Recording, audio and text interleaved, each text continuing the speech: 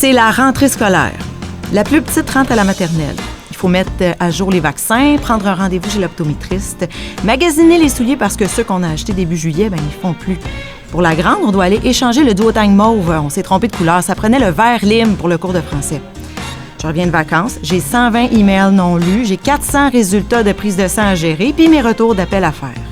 Mon chum a décidé de rénover la cuisine. Il s'est rentré un clou dans le pouce. Il s'en va à l'urgence. Fait que c'est moi qui vais chercher les enfants ce soir. Ou je vais appeler ma mère parce que ça se peut que je finisse tard. Ah non, mais ma mère est malade. Elle tousse puis elle a mal dormi. Là. Je vais appeler ma belle-mère à la place.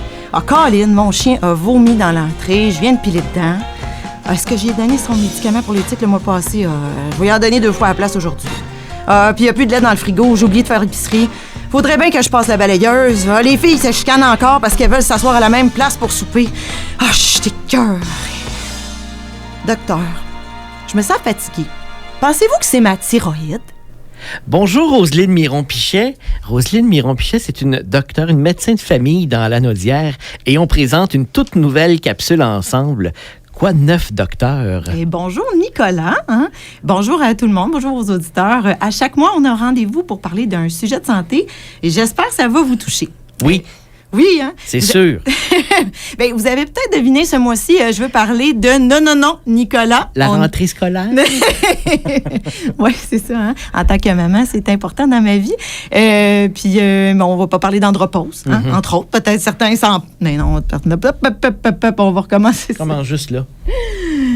Mais on parlera pas d'andropause, mais on parlera bien de stress. Le stress de la rentrée scolaire, là, on a entendu la petite introduction. C'est vrai que ça en fait des affaires à penser à rentrée scolaire et c'est stressant inévitablement. Il y a toujours, au début septembre, fin août, ce stress-là qui embarque. Puis ça touche un peu tout le monde. Et le stress de la rentrée scolaire touche beaucoup de gens, mais le stress en général touche tout le monde. C'est un exemple qui vient de ma vie personnelle, mais évidemment, je pense que chacun a son propre exemple. Puis le stress, c'est quoi? C'est la bonne réponse, en fait, à une situation dangereuse ou anormale. Le stress, ça nous a permis de sauver, jadis, qu'on apprenait à manier le feu, lorsqu'un mammouth nous courait après. Puis pas le mammouth du Henri, non, Nicolas, mais celui qu'on doit craindre, l'animal, parce que lui, il est dangereux pour vrai. Mais on vit du stress quand on a un événement qui est imprévisible ou particulier, qui peut être positif, comme un mariage, ou plus négatif, comme une perte d'emploi. Chaque personne réagit différemment en situation de stress, selon notre personnalité, notre vulnérabilité personnelle, selon la quantité de stresseurs vécus en même temps, puis selon l'importance de chacun. Quand le stress prend trop de place, qu'on ne peut pas le gérer, qu'on en perd le contrôle, c'est là qu'il peut créer des problèmes de santé, autant de santé mentale que physique. Comme médecin de famille, c'est mon quotidien que les gens me parlent de fatigue, d'épuisement, de symptômes dépressifs, d'anxiété. Mais avant que ça devienne un problème de santé, il faut réussir à identifier justement le moment où là, on dit « Oh, peut-être que ça commence à être un petit peu trop ». Est-ce qu'il y a des outils pour nous aider justement à identifier le moment à partir duquel le stress devient négatif, là? Et justement, aujourd'hui, je voulais offrir des pistes pour éviter que le stress qu'on vit quotidiennement déborde vers un problème plus grand. Premièrement, c'est de reconnaître quand on se sent essoufflé, quand on se sent dépassé par une situation. Reconnaître que nos réactions sont exagérées. Il y a une patiente qui me disait récemment, je les aime, mes enfants, mais en fin de semaine, je les aurais mis dans une boîte aux lettres. Puis c'est pas moi, ça. Ou un autre qui était aidant naturel pour sa mère. Il a toujours été patient, dévoué. Puis récemment, il évitait d'aller la visiter parce que ça le faisait pleurer. Ça prenait des journées avant de s'en remettre. Ensuite, on pense à des moyens personnels pour se sentir mieux. Ça semble facile à dire. C'est des grands discours, mais dans une tempête, il faut souvent prendre le temps d'arrêter pour réfléchir. Là-dessus, je voulais en nommer 5. Il y en aurait beaucoup à dire, évidemment. Puis on s'adapte à ses propres besoins. Ça te convient, Nicolas? C'est sûr que chaque personne est différente. Chaque situation l'est, mais c'est quoi ces 5 points-là? Premièrement, est-ce que je peux réduire les stresseurs? Des fois, on dit oui, des fois, on dit ah. Non, c'est ça, Puis c'est ça. C'est pour ça que je ne veux pas donner des recettes toutes faites puis qu'on n'est pas dans ces recettes-là, mais y penser à chaque fois puis revenir sur ces 5 points-là, ça peut être intéressant. Fait qu'est-ce qu'on peut déléguer des tâches? Est-ce qu'on peut prendre du recul, dédramatiser la situation? Tu sais, la balayeuse, on la passera demain, là, mais quand la balayeuse se rajoute à l'ensemble de l'œuvre, je pense que ça peut faire déborder le vase. Est-ce que je peux prévoir que le stress va arriver puis gérer en avance? Tu sais, en tant que contexte de maman, je peux faire des repas en avance, les congeler avant le début de la rentrée scolaire. Bon. Parce que tu le sais que ça s'en vient. Je le sais que ça s'en vient. Je m'entoure. 2, s'entourer. Un réseau social. Identifier les gens qui nous aident à bien nous sentir. Le réseau social est extrêmement important dans ces situations-là. Puis des fois, on se recule un peu, mais je pense que c'est de mettre en avant-plan ces personnes-là. 2, faire attention à nos habitudes de vie. Là. On suggère fortement de diminuer nos consommations d'alcool, de drogue, de caféine. Et évidemment, on le fait à la vitesse à laquelle on est capable de le faire. Là. La pire chose, c'est de se culpabiliser en retour de ne pas être capable de le faire. Puis, si on a besoin de se faire accompagner, de penser à appeler un professionnel de la santé. 4, le sommeil. C'est important, ça, de bien dormir. Le fameux sommeil. On pourrait passer des minutes et 1 heure entière à en parler. C'est un grand sujet, mais Dieu sait que bien dormir, ça aide à mettre les idées en place pour le lendemain.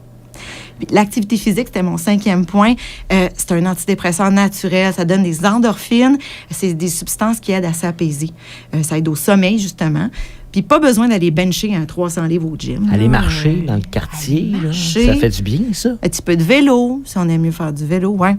Faire quelque chose qui demande de bouger, qui évacue le stress, qu'on a le goût de faire. Hein? Toi, t'aimes marcher, Nicolas, dans le quartier? Oui, absolument. Super. c'est le sport que je pratique le plus souvent. Et c'est un excellent sport. Je suis pas un grand sportif. Non, mais c'est parfait. On commence comme ça. J'ai retrouvé, j'aime bien donner certaines données. En 2020, il y a une chronique de Josiane Gauthier. C'est une kinésiologue à l'Université de Sherbrooke. Puis l'article parle des bienfaits de l'activité physique sur la santé mentale. Puis déjà, 20 à 40 minutes d'activité physique, là, c'est pas tant que ça, c'est accessible. Ça permet d'améliorer le moral puis de diminuer notre anxiété pour plusieurs heures. Et là, on parle de 20 à 40 minutes par jour? Bien, en fait, elle, ce qu'elle mentionnait, c'est le 20 à 40 minutes d'activité à ce moment-là, dans les heures qui suivent.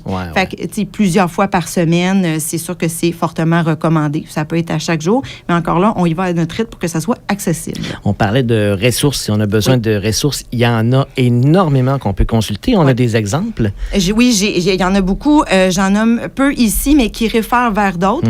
Je pense que si vous cherchez sur Internet, vous pouvez en trouver. La seule chose, je vous demande de bien vérifier que les sites sont supportés par un ordre professionnel reconnu ou le gouvernement du Québec pour avoir de l'information qui est juste et validée. Donc, je vous donne 2 sites intéressants. Le gouvernement du Québec, a des sites d'information sur la santé mentale. On peut les retrouver via un moteur de recherche. On écrit Québec Santé mentale, puis vous allez avoir accès à plusieurs ressources. Un autre site, lui, je le recommande à mes patients. Il est très bien fait. Ça s'appelle Retrouver son entrain ou Bounce Back en anglais. C'est l'Association canadienne pour la santé mentale en partenariat avec le gouvernement du Québec qui l'ont construit. Puis ce sont les travailleurs sociaux avec lesquels je travaille qui m'ont recommandé ce site-là.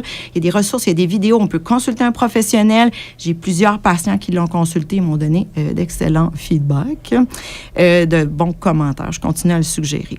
Puis d'autres ressources, si on veut parler à quelqu'un, c'est toujours possible. Même de façon urgente, là, je vous suggère toujours l'info sociale, c'est le 811 option 2. C'est accessible 24 heures sur 24. Obtenir différents conseils, faire des premières démarches. Là. Voilà. Et un petit quiz, ça te tente-tu pour terminer cette première capsule? Il y a un quiz, bien sûr. Bon, mais pour chacune des situations dont je vais parler, est-ce qu'on doit consulter un professionnel ou encore on utilise des outils personnels? On est fatigué. Bien, outils personnels, clairement. Professionnel, selon comment ça évolue, ça reste un symptôme large, la fatigue. Difficulté de concentration. Mais ça peut être le reflet que le stress dépasse notre capacité de gestion. Ça fait aussi partie des symptômes de dépression, de troubles anxieux. Fait qu'on se garde en alerte, mais je dirais outils personnels. D'accord. Si on se sent un peu plus déprimé, puis qu'on se sent déprimé un peu tout le temps, qu'on prend plus autant de plaisir à faire les activités qu'on aime, même si on est en congé, ça passe pas, là. On consulte, j'imagine? Oui. Mais tu viens de me nommer, c'est les 2 symptômes principaux de la dépression. Moi, je ne peux pas donner un diagnostic d'emblée, mais ici, vraiment, je consulterai un professionnel. C'est un état plus grave là, dont tu me parles. Si on fait des crises de respiration rapide, on perd le contrôle, on sort de moins en moins de la maison parce qu'on a un peu peur de l'extérieur. Ça fait penser à des attaques de panique. Si on évite de sortir à cause des crises, ça s'appelle de l'agoraphobie. Ça mérite une consultation avec un professionnel de la santé. Oui, important, c'est important. Oui. Toi, Roselyne, on s'inquiète un peu pour toi. Est-ce que la rentrée scolaire s'est bien passée? Tout va bien? Oui. Certains éléments de l'histoire sont fictifs. Là. On n'a pas rénové la cuisine. Mais ma plus vieille a déjà son premier virus d'école. Bon, ça commence. C'est rapide. Merci pour cette capsule, Roselyne, qui, rappelons-le, est médecin ici dans Lanaudière. Roselyne Miron-Pichet, médecin de famille. Miron-Pichet, dans Lanaudière. On se dit à dans un mois. Oui, puis je vous reviens à chaque mois avec une nouvelle capsule aux couleurs de la saison, puis de la région. Salut, Nicolas. On sera en plein mois d'octobre, à l'approche de l'Halloween. 3 petits points.